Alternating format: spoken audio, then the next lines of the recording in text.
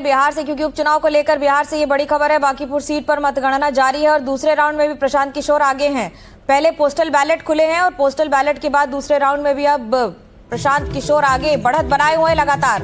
BJP के नीरज कुमार पीछे चल रहे हैं। 2 राउंड की गिनती में प्रशांत किशोर को 3790 वोट मिले हैं, जबकि बीजेपी उम्मीदवार नीरज कुमार को 2634 वोट मिले हैं। प्रशांत किशोर इस समय 1156 वोट से आगे चल रहे हैं। दिलचस्प हो चला है बिहार की बांकीपुर विधानसभा सीट में, क्योंकि ये सीट बीजेपी के राष्ट्रीय अध्यक्ष नितिन नवीन के इस्तीफा देने के बाद खाली हुई थी।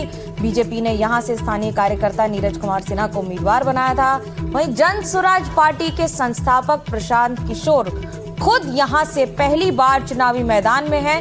30 जुलाई को हुए मतदान में यहां पर 34% के आसपास वोटिंग हुई थी। आरजेडी से यहां रेखा गुप्ता उम्मीदवार है।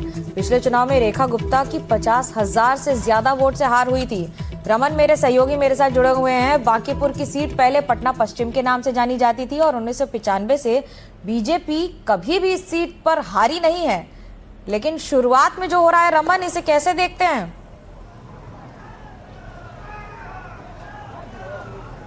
बिल्कुल मनोज्ञा, देखिए ये एक बड़ा उलटफेर हमें देखने को हो सके तो मिल सकता है बांकीपुर में, क्योंकि बांकीपुर बीजेपी का स्ट्रांग होल्ड है, बीजेपी का गढ़ माना जाता था और इसी गढ़ में प्रशांत किशोर 1100 वोटों से इस वक्त दूसरे राउंड के बाद आगे चल रहे हैं। 3700 से ज़्यादा वोटें इस वक्त प्रशांत किशोर को मिल चुकी है। दूसरे राउंड की जब गिनती हुई है तो अभी तीसरे राउंड की गिनती चल रही है, लेकिन ये एक बड़ा लीड है। 2 राउंड में 1100 वोटों से आगे होना प्रशांत किशोर के लिए, जनस्वराज के लिए एक बड़ा मार्जिन माना जा रहा है, क्योंकि बीजेपी के जो कैंडिडेट है वो 1100 वोटों से पीछे चल रहे हैं। तो अगर प्रशांत किशोर इस 22 इलेक्शंस को जीतते हैं तो भारतीय जनता पार्टी के लिए एक बड़ा सेटबैक होगा, क्योंकि उनके राष्ट्रीय अध्यक्ष नितिन नवीन की यह सीट है। 5 बार से विधायक रहे हैं। बीजेपी ने पूरी ताकत झोंक दी थी इस चुनाव में। लगभग कई केंद्रीय मंत्री बिहार सरकार के वो गली गली कैंपेन कर रहे थे। तो ऐसे में आज का दिन बेहद दिलचस्प होगा भारतीय जनता पार्टी के लिए भी और प्रशांत किशोर के लिए भी। अगर जीतते हैं तो उनकी पॉलिटिकल डेब्यू होगी, ये बिहार विधानसभा में बतौर विधायक वो पहुंचेंगे।